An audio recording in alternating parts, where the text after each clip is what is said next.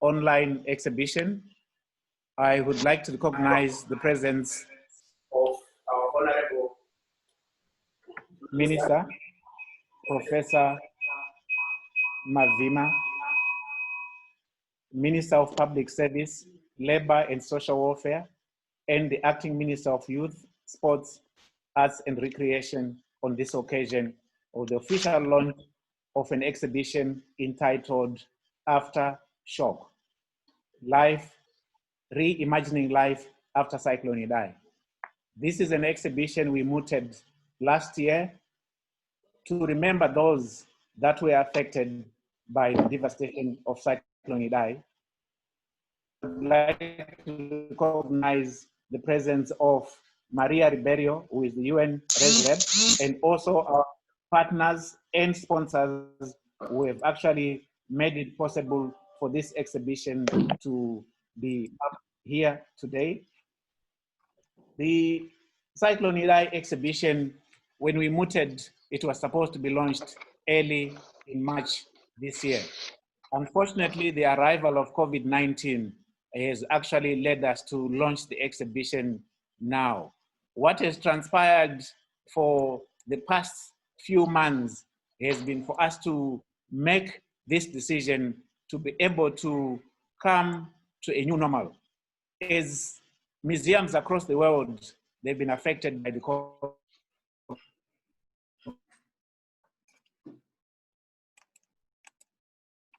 Into seeing that the best we can actually make our exhibition available to our audience at home. So the new normal has caused us to actually reinvent to make sure that as an institution, we can make this exhibition available to all our audience across the world via online exhibition. My co-curator, JEKESAI NJIKIZANA, and I, we worked so hard with my team here at the National Gallery to make sure that the exhibition can be available. And thanks to our partners and sponsors who really worked collaboratively with us to make sure that this exhibition can be available to the audience. But the most important thing I would like to mention here is that the devastation that was experienced in Chipinge, in Mozambique, and bit of Bikita and Buhera. Many of our audience back here in Harare, in Bulawayo, and across the world have not seen the magnitude of the disaster that struck our communities. This is why the exhibition is here. This is why the National Gallery has decided to launch this exhibition, because we would like to show the people and the world the devastation that experience our communities. The photographers from organizations from Save the Children, Miracle Missions, UNDP, and many other organizations, including the Meteorological Department, who have availed some of these images. They've worked tirelessly, and these images will tell the story of Cyclone Idai in both communities. With our neighbors, Mozambique, we worked with Anthony's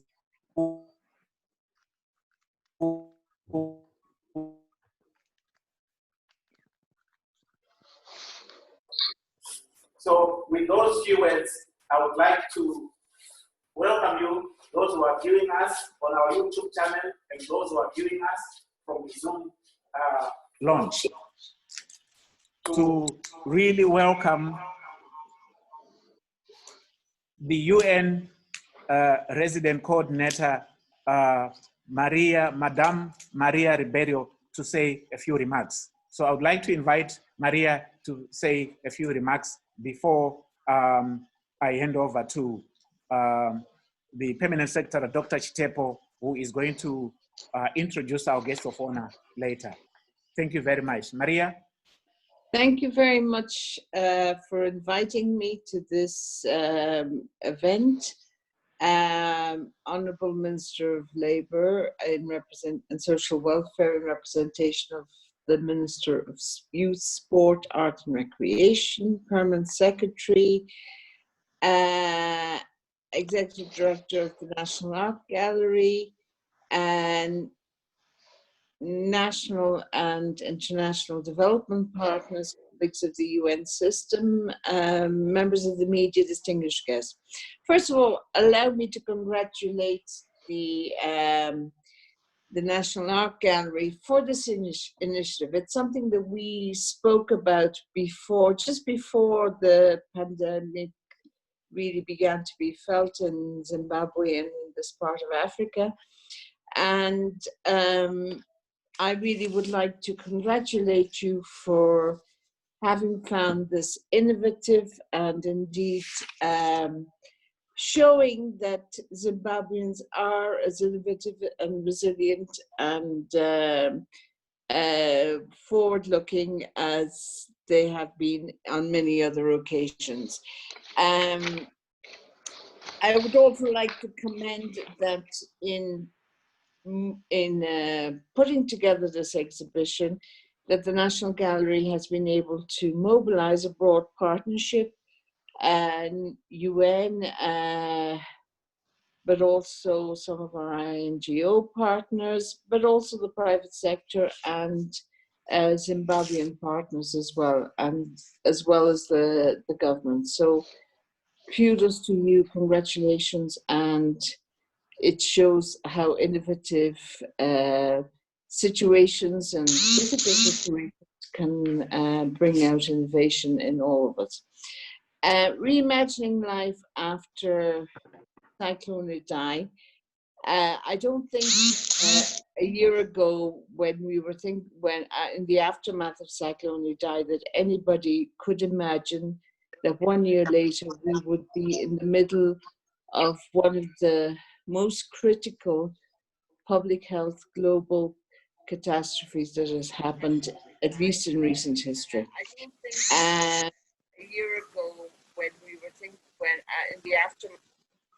I'm sorry, I'm having feedback. I'm hearing myself, so I'm not sure if somebody is. Yeah, okay, let me go ahead. So just to say that, you know,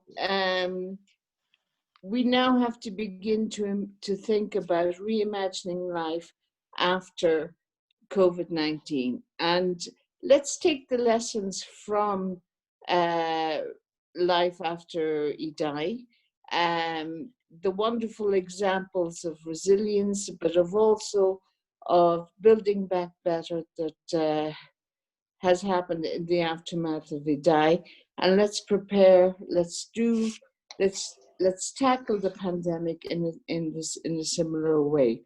We need to reimagine life after COVID-19, not just in terms of what it was before COVID-19, but that it can actually be better. The Cyclone Idai was considered to be the worst natural disaster that affected Southern Africa, at least in recent memory. It was something which I visited some of the areas maybe 6 months after the cyclone, and you could still imagine what the terror and the frightening aspect of. Climate change has brought many challenges and will continue to bring many challenges, and that's why we need to really mobilize to think green, to look for sustainable solutions to the impact of climate change. Climate change is a natural disaster or phenomenon, but it is something that we can manage and we can use as an opportunity to improve the situation. We talk about climate smart agriculture, we talk about re-looking at our economic supply chains, the way we farm, the way we produce and use energy.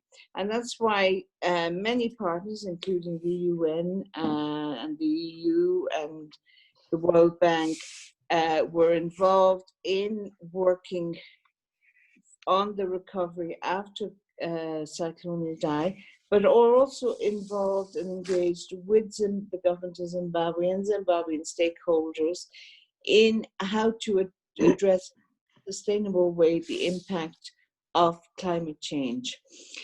I would like to sort of maybe draw some comparisons to the response to Cyclone Idai, which brought together, I wasn't here, but I have been told that it mobilized immediately, first of all, the government of Zimbabwe, the people of Zimbabwe, the private sector, and also Zimbabwe's partners to really be able to come in assistance to the people there.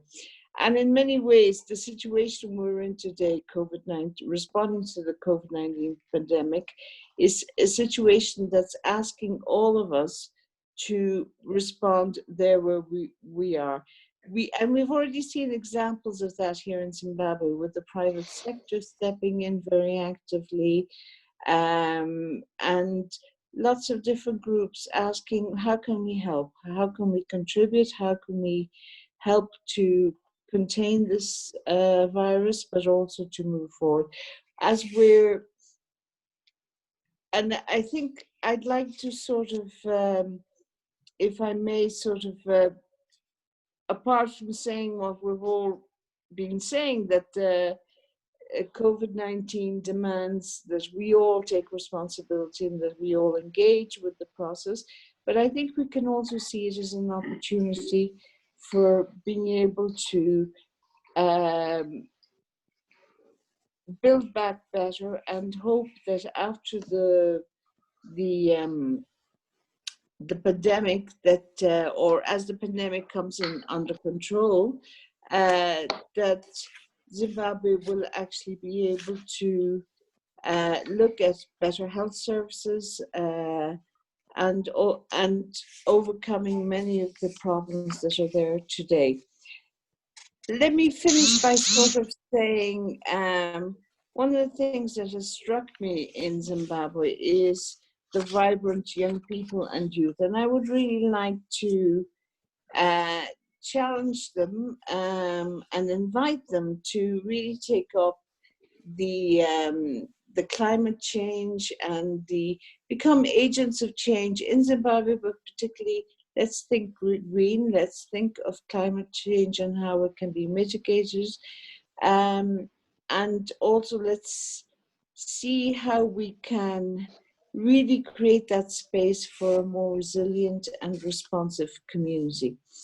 I want to sort of maybe finish on a note which I think is important, which is that one of the greatest assets that Zimbabwe has is its young people, its innovators, and people being able to think out of the box. And just one very small example, a film made in Zimbabwe with $8,000 has made it to Netflix, and everybody is talking about it. I think it's Cookback or Cookout. Let's see more innovations. Let's see more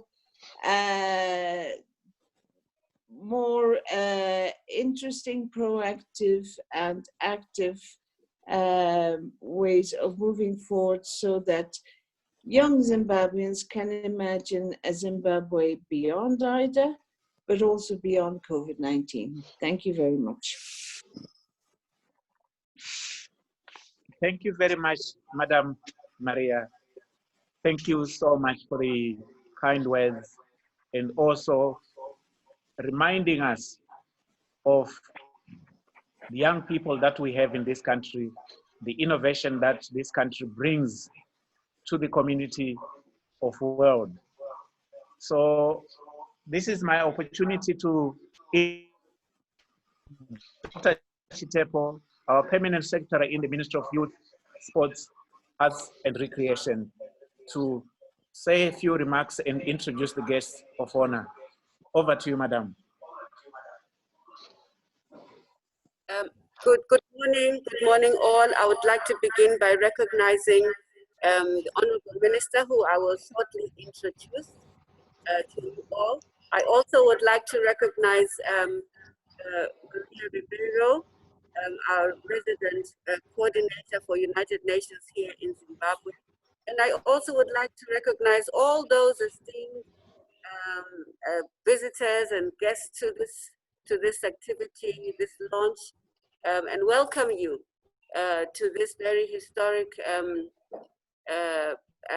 launch of an exhibition online.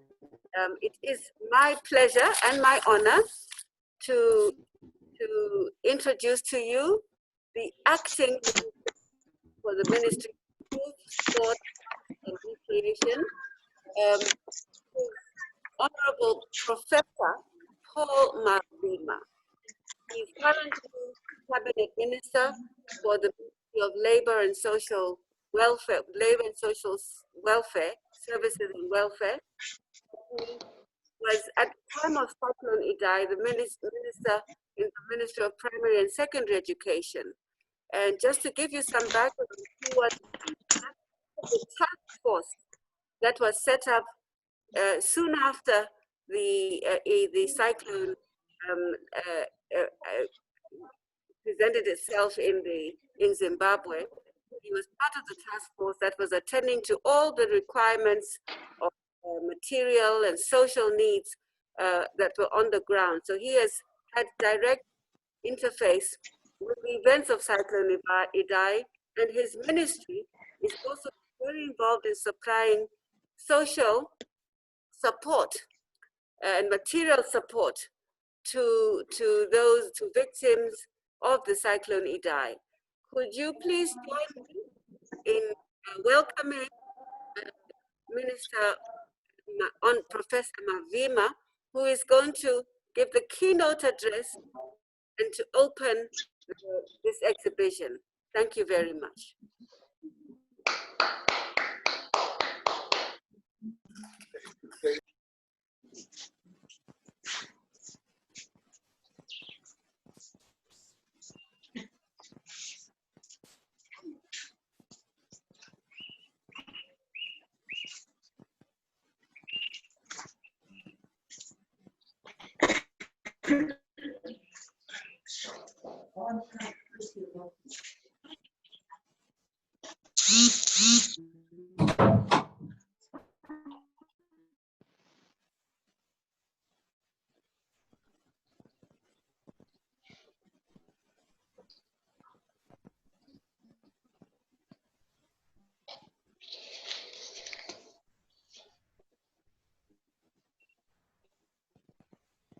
Let me also recognize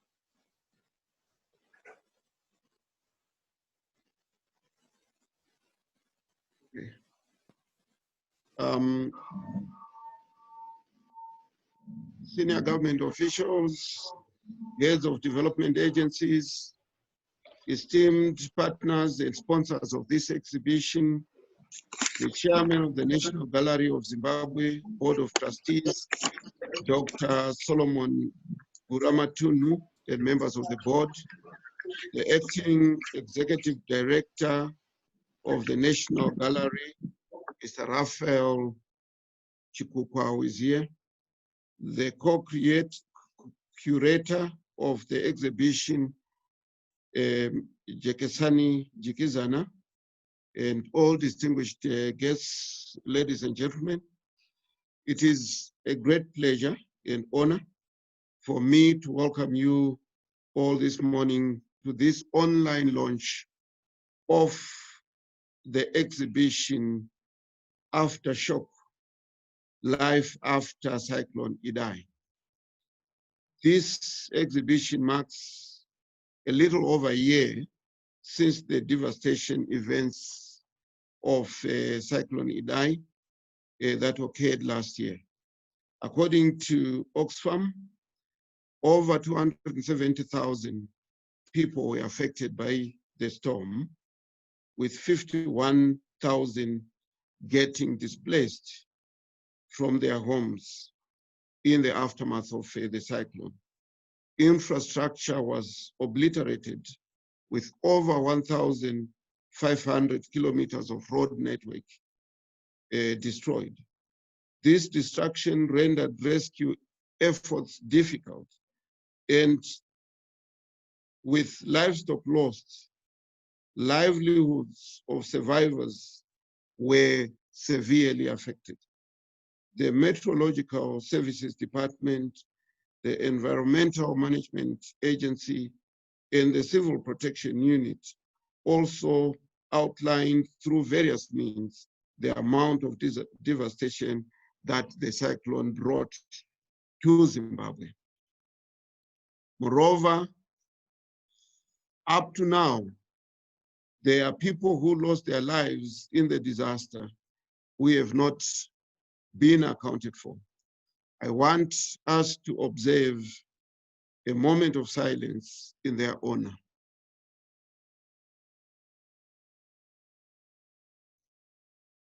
Thank you. Cyclone Idai captures one of the darkest moments in our nation's history, when the communities in Chimanimani and in Chipinge, as well as Buhera and parts of Masvingo, parts of the Midlands, and parts of Mashonaland West were disfigured by natural disaster. The Cyclone Idai catastrophe presented, however, the humanity of our people as an accelerated response to this tragedy united the nation.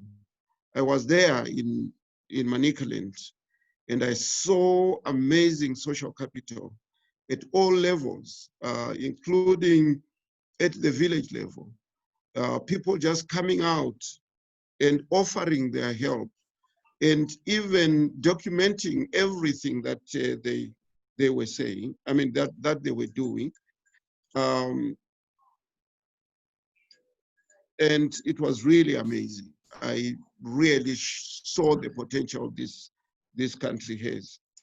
Aid and voluntary action to the aftermath of the crisis galvanized Zimbabweans across political, racial, and social divides to work together in providing the much needed relief in food and shelter, as well as saving and rebuilding the communities of Chimanimani, Chipinge, and other affected vicinities within our country. Aftershock, Life After Cyclone Idai, is an exhibition which provides education for audiences who had not felt the magnitude of the cyclone, appealing to their empathy and granting them a view into the grand scale of the disaster by outlining the socio-economic and psychological cost the disaster had on the communities affected and the nation as a whole. This exhibition is a lens on Cyclone Idai's effects on 3 Southern African countries, including Zimbabwe, Mozambique, and Malawi. It narrates the impact of the cyclone, the road to reconstruction, and the memorialization of the victims who perished and those who survived. It also nudges us into a sense of reflection that prompts foresightedness in anticipation of unexpected disasters. The works on show have been sourced from international aid agencies, government agencies, and individuals who were on the ground documenting the scourge and scars left behind by the storm. These will be available for the public to reflect. Thus, the exhibition is a means to stir our collective conscience as a nation. In this regard, The narrative of the exhibition is presented in 4 chapters, which are the calm before the storm, which looks at the magnitude of an imminent disaster, the eye of the storm, wherein the damage and loss from the storm are showcased. Then Zimbabwe response, which is the 3rd chapter, details the spirit of kinship and patriotic efforts made by Zimbabweans to assist in the relief effort. Then the storm is over. That chapter details the assistance from international partners. Then neighborhood watch that dwells on the existing relationship among the 3 affected countries. Fourth, then the process of recovery and reconstruction, which addresses the need for countermeasures to disasters. And lastly, who will remember, which is motivated at memorializing the cyclone with the intended effects of encouraging preparedness. Ladies and gentlemen, allow me to acknowledge that this commemorative exhibition would not have been possible without the benevolent support of the international donor community and local humanitarian agencies and the generality of Zimbabweans who worked tirelessly towards the relief efforts in the affected areas.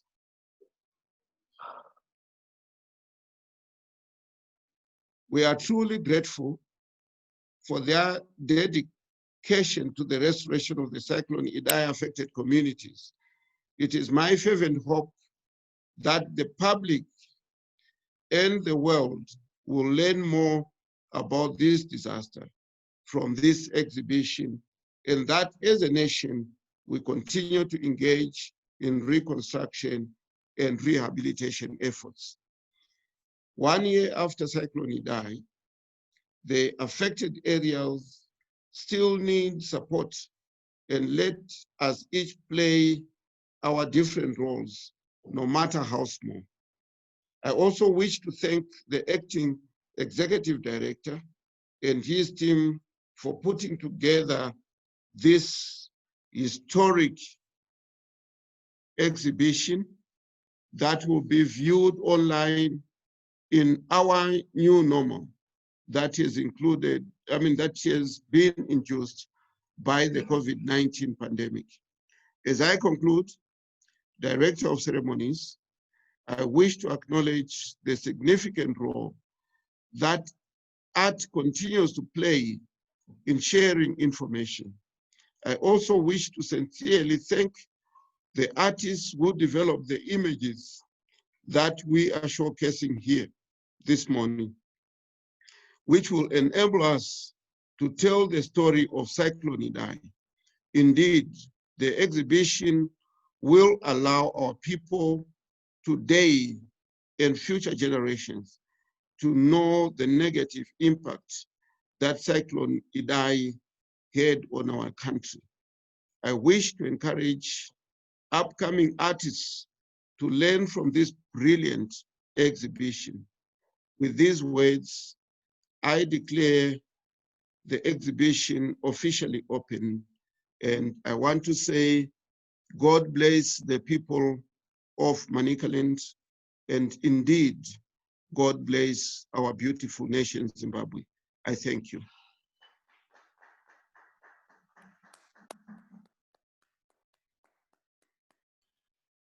Thank you very much, Honorable Minister. This is a very important and historic exhibition, which we are actually going to go through to unveil some of the chapters. And our technical team is going to lead us into the chapter.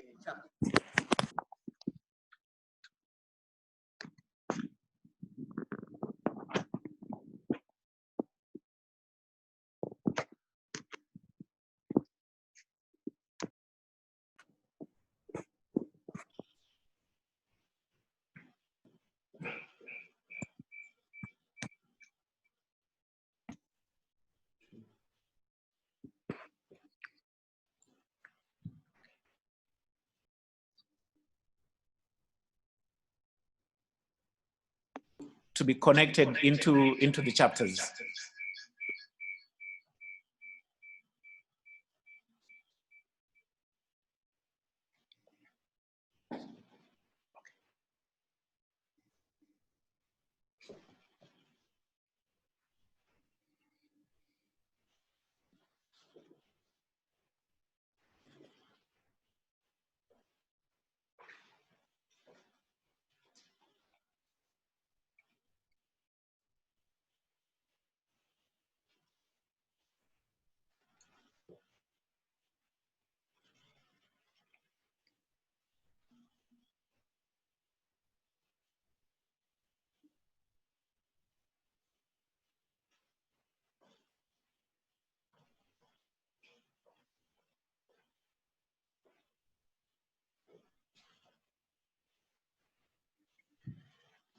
Some of the chapters I would like to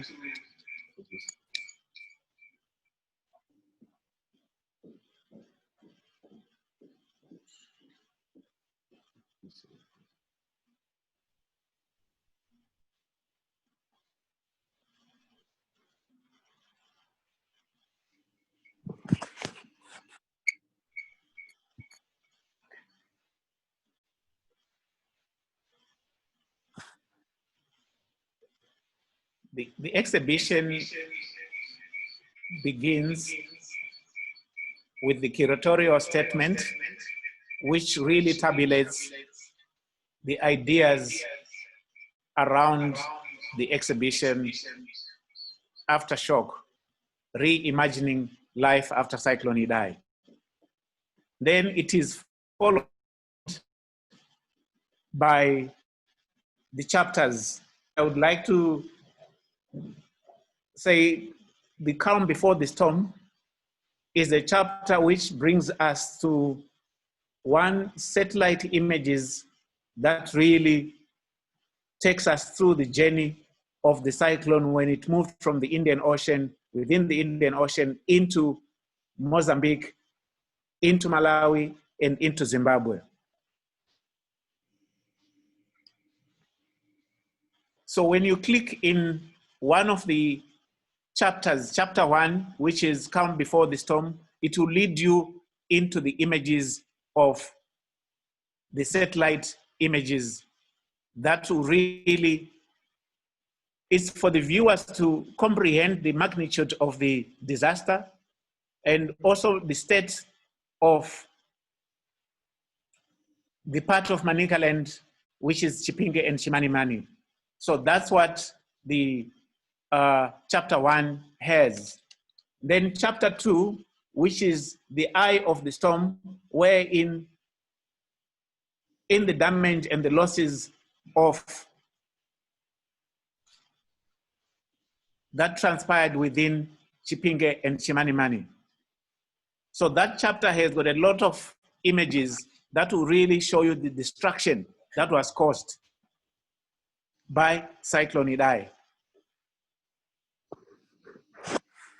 I'm sure the image we are seeing here of Ngangu and how it was destroyed by the Idai. And the other image which you are looking at now, it also shows us how roads, bridges, and also infrastructure was destroyed by Cyclone Idai. Chapter 3, Zimbabwe response, details the spirit of the togetherness and the patriotism that the Zimbabweans have made during the disaster.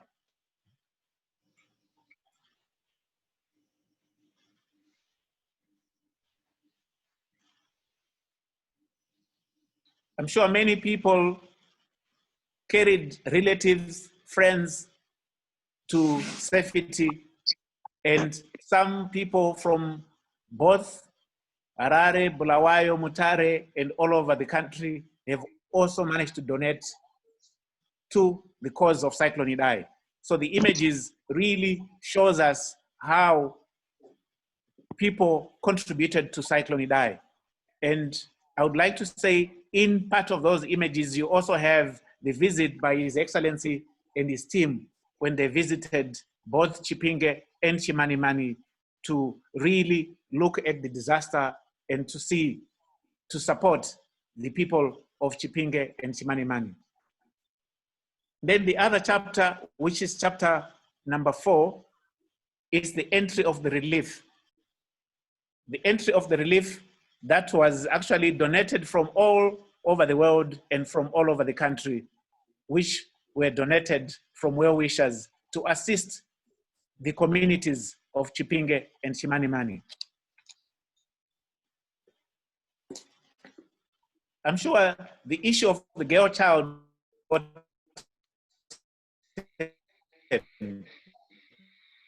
how the girl child were actually supported by other well-wishers to make sure that at least the girl child will not remain forgotten.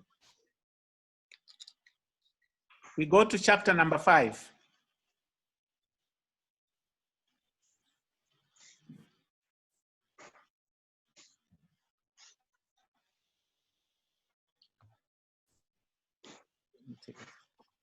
Chapter number 5 takes us to the neighborhood, which is Mozambique. This body of work was made available to us by Anthony Zinyange, a photographer from Bulawayo, who really managed to travel to Mozambique and document the storm, how it hit Mozambique.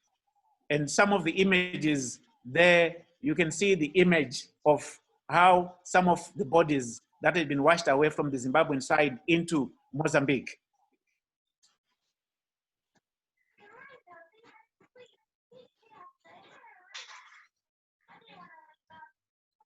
Mozambique is our neighbor.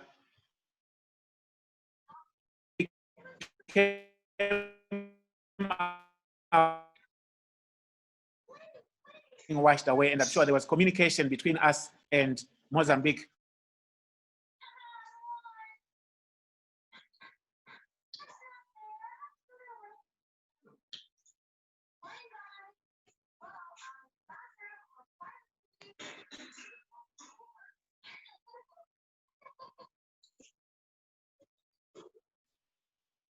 How the communities were being helped so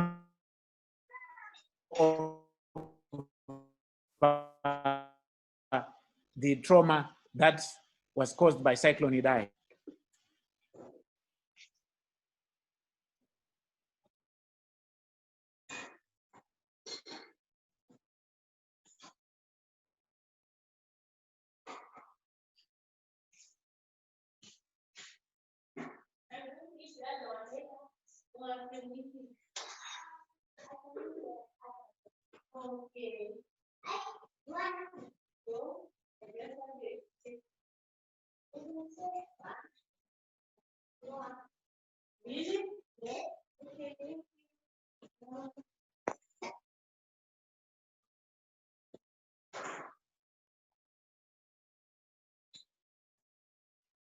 What chocolate is nice?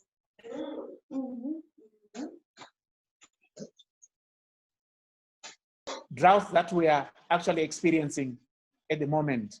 So those images also takes us to issues to do, looking back, and also the issue of small grains. Small grains are very, very important to climate change and to the issue of sustainability. The issue of growing and planting of trees is also very, very important. It comes very vivid in this chapter to encourage communities to plant trees, to encourage communities not to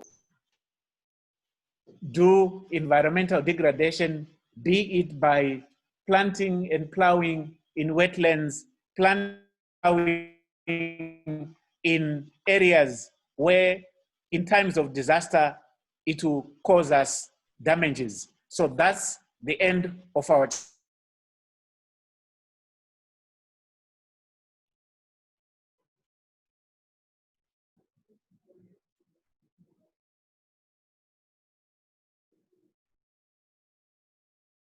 We Will Remember Us is an idea for us to be able to work with artists in Manicaland to memorialize what happened in Chipinge and Chimanimani.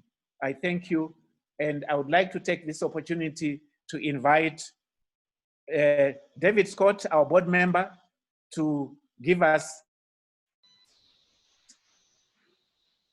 The Minister of Public Works and Social Welfare and the Acting Minister of Youth, Sport, Arts and Recreation, the respected Maria Rivera, UN Resident Country Representative, Permanent Secretary of the Ministry, the Acting Executive Director, Mr. CHIKUKWA, the virtual tour team at NGZ, the NGZ board members present, invited guests, National Gallery management and staff, and public viewers, all protocols observed.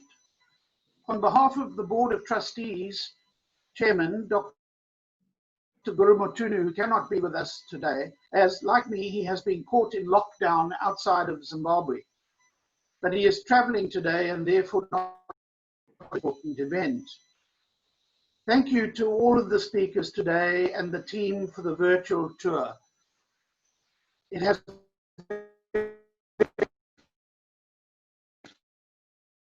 the National Gallery virtual launch of the exhibition. This has been a historic, creative, unique event in National Gallery in these very unusual, extraordinary times we're all experiencing at the moment. Thank you to the sponsors who have made this event possible, who I would like to acknowledge. Oxfam, CAFOD, International Rescue Committee, the US Embassy, World Hunger Life, the United Nations Development Program, GOAL, USAID, Save the Children, Miracle Missions, the Met Department, Zim Papers, the Herald, and Theatre in the Park. Without the support of all of our teams and the agencies who have assisted our staff, this event would not be possible. I have personally visited Chimanimani twice since the Idai catastrophe. And it's a shocking and unbelievable sight with horrific stories. So well done to the whole NGZ team for bringing this matter to our attention.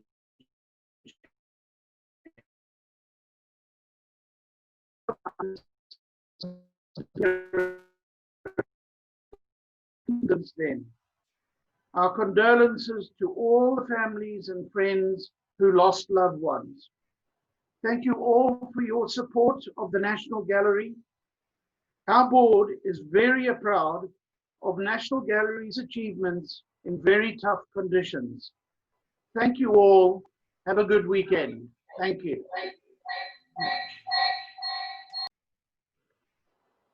Thank you very much, Mr. Scott, and thank you very much for all our viewers out there, our viewers in Zimbabwe, our viewers outside Zimbabwe. Thank you for joining us. And I'm sure our team, technical team, for you to share the link of the website to all your network so much that we can make this exhibition available to the comfort of the home of our audience across the world. And to support the people of Chimanimani and Chipinge, I would like to say it is important for us not to forget them. Some of them are still in tents in both Chipinge and Chimanimani, and they are still in need. And I would like to also take an opportunity to take the words that came from both the minister, the Honorable Minister, Professor Mavima, to say, we really think it is important to continue to work and bring the stories of those affected by Cyclone Idai, but also to not forget about reimagining the COVID-19. With those few words, I thank you, Ngiyabonga, Tatenda, Asante, Sana.